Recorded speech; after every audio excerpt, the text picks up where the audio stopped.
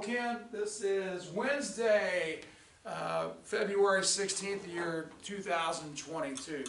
Well, sad day here. We finished reading the book To Kill a Mockingbird today. So we're finished. So this will be lesson number 25, and this will be the final lesson in the bunch. I don't expect to talk a real long time here, but you never know. I like to talk once I get going. But, it's a bittersweet day. Along with feelings of a little sadness that it's over, I have a feeling of big accomplishment this year. I have an upper group of kids that, I've told you this before, it's the only upper group of kids I've ever taught To Kill a Mockingbird. Usually it's lower kids, and they don't get nearly as much as my upper group of kids did. I think I've learned probably more, I've seen more this year in my teaching than I ever have any other year. And part of that is I get to, as the proverb says, iron sharpens iron, as iron sharpeneth iron, so, one man sharpens the face of his brother. One man sharpens his brother. And I think part of that anyway was the group of kids that I have. They came up with ideas that no other group I've ever had has come up with. You shared some things with me that are kind of brand new to me as well, and really loading my treasure chest for future years, or the next 5 years, assuming I make it that long. That's my intentions anyway, to teach for 5 more years.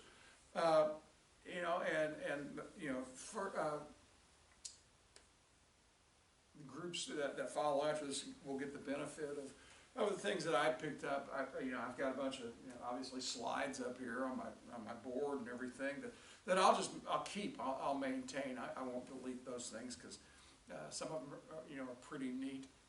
We're going to spend tomorrow reviewing. I read some questions to you yesterday that I was going to come up. I'm not going to read over all those. I mean, if you want me to, I can send them to you if you're truly interested. But I'm sure you'll know most of them. But I'm looking for my students a deeper answer other than just a surface answer, other than just a one-sentence answer. Today's lesson, I just had a couple points that I want to go over before I put the cap on this thing. One of them was Atticus. In this, the final couple chapters, his dealings with Hecate and Hecate's frustrations in conveying to Atticus what really happened out there. I asked the students today, I said, all through this book, Atticus has been, the source of wisdom. He's been a steady person. He seems to be very observant and knows what's going on, especially in dealing with his own kids. Whether he says something or whether sometimes it's not saying things that showed, his wisdom in dealing with things. But he's really stuck here after Hecate comes over and tells him Bob Ewell has a kitchen knife stuck up under his third rib. Atticus is very confused. And I talked to my children today. I said, there's controversy over the ending of this story. The controversy, and it's not a controversy to me. I think it's pretty plain and very apparent, especially from the text of the book. What happened? Bob Ewell attacked the kids. Boo Radley came to the rescue. Boo Radley killed Bob Ewell, and that's pretty much it. But Atticus, he had in his mind, partially from the story that Scout told, even though she didn't tell it all or just told part of it, that Atticus was thinking that it was Jim who killed Bob Ewell. And of course that was not possible. As Hecate finally said, look, Jim couldn't have killed him with his broken arm like that. He couldn't have rammed that kitchen knife up Bob Ewell's chest. Bob Ewell was drunk, at the time, and he was just an ornery, he's probably using all of his strength that he had. And I would assume he's, because of the type of person he was, and that he was probably a physically strong individual. And it just took a long time for Atticus to finally get the big picture of really what happened out there. And in this case, Hecate appears to have a lot more insight, understanding, wisdom, so to speak, into what really happened out there as compared to Atticus. And And finally, Hecate finally had to get mad, angry at Atticus, and he finally had to say, "It's not Jim I'm trying to protect." Basically, "You dummy, can't you figure this out? I'm trying to protect somebody, but it's not your son, Jim." All right? And at that point, it ought to be, Hecate went on a little bit and said, to me, subjecting him, and he's talking about Boo Radley, of course, subjecting him to all this attention and all the ladies be bringing him angel food cakes. He said, "That's just not right, Mr. Finch. I think that's a sin." And Atticus was really concerned. He didn't want his children to be given special privilege, and he thought all along, well, the people in town will say, Jim Finch's dad got him off from murdering Bob Ewell, and that's not what Atticus wanted. He wanted to confront the situation head on. Obviously, if Jim had killed him, it would have been an obvious case of self-defense, but he didn't want to skirt the issue. He didn't want there to be any doubt in the people's minds, because some people would think, well, if Jim did it, then only because Atticus had influence with Hecate. But, Scout suddenly was she showed a little wisdom here, a little maturity as well, after Hecate left, and Atticus is trying to tell her, look, do you understand what's going on? He didn't say directly, we're not going to bring out the fact that it was Boo Radley who killed him, killed Bob Ewell. We have another story, and Sheriff Tate thinks, it's a pretty clear-cut case of what happened. And he can prove, he says he can prove it. And Scout came, at the end there, she goes, Atticus, I think Mr. Tate was right. And Atticus asked her, what do you mean?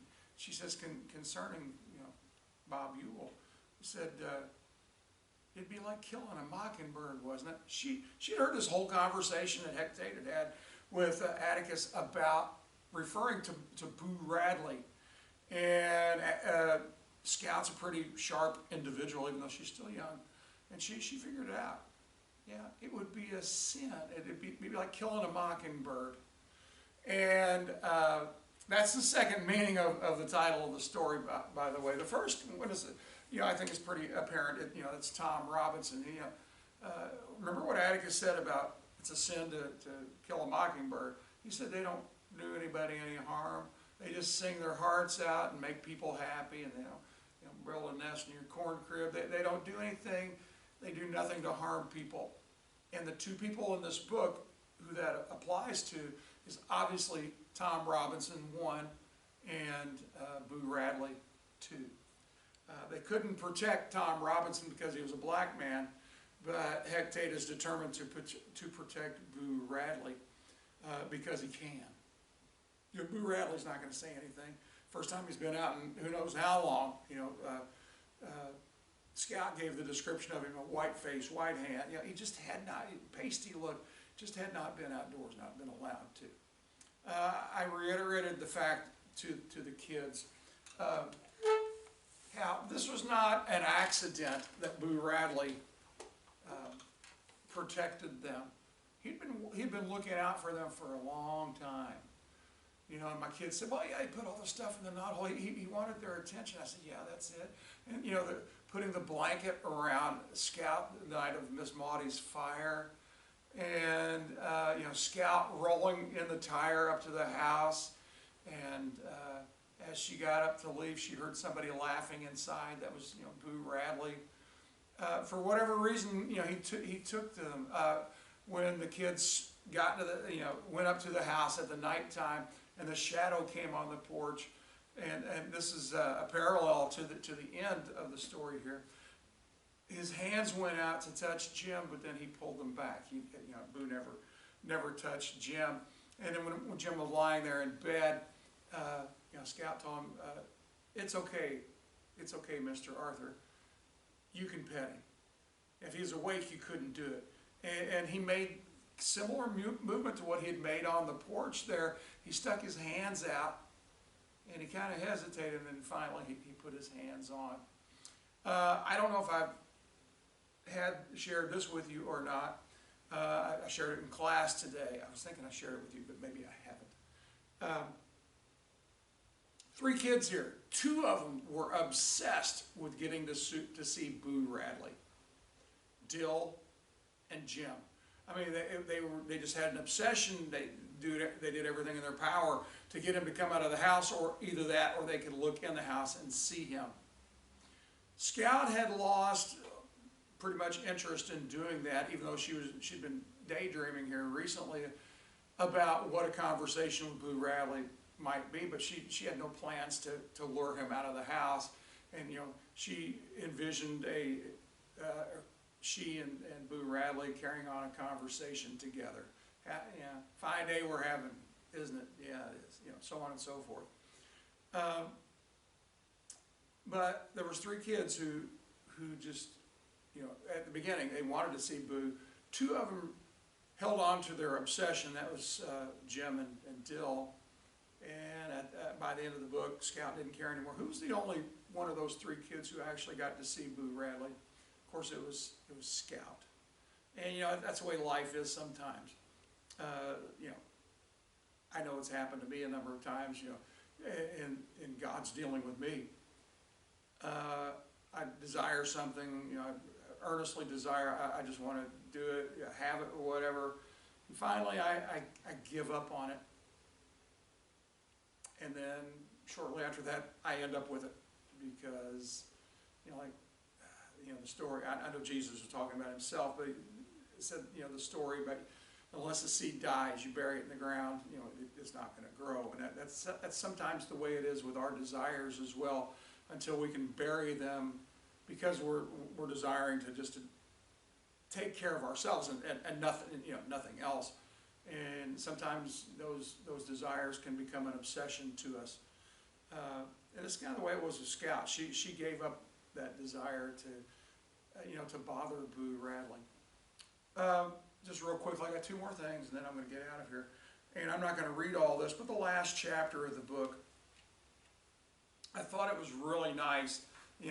Scout says she was never going to lead Boo Radley home. Instead, she let him escort her to his house and had him stick out his arm, and she grabbed it. But right after that, right at the end, Harper Lee, the author, she pretty much gives us a review of most of the important things that have happened in this book. And again, I'm not going to read all those, but you can read it. It's the last few pages, and just detailing things that had happened since the beginning of this book. And it served as a real nice just review of the entire book. One last thing, and I'm going to get out of here today. For these lessons, I'm going to get out here for these lessons. This morning I came to school. Our middle school and high school meets in the gymnasium every day. I'm in there. I play music for the kids on my phone through the PA system, Bluetooth, connected by Bluetooth. And so I'm in the gym, and I actually have a duty on Wednesday, so I get there even earlier. I had a girl walk in this morning. She's in my 8th grade class this year. And she goes, Mr. Burton, Mr. Burton. And I said, yeah, come over here, Chloe. And she handed me an envelope. And I opened the envelope. It was actually not an envelope, it was a piece of paper folded twice, like a trifold. And it says, to Mr. Burton from, and then mentioned another girl's name. I taught this girl that it's from 5 years ago. After that year, she left our school. She's hasn't been in our school since then. So I hadn't thought about her. She was one of my all-time favorite kids. She was super intelligent, but not snobbish or stuck-up intelligent. She may have been the most intelligent student that I have taught in all my years. May have been. If not, she's certainly in the top 2 or 3. So I opened up this, and Chloe said, I said, Olivia, was the girl's name. And Chloe, the girl who brought it, she said, yeah, she was over my house last night, and I told her we were reading To Kill a Mockingbird. And so she sat down, and she wanted to write you a letter. I want to read this letter to you.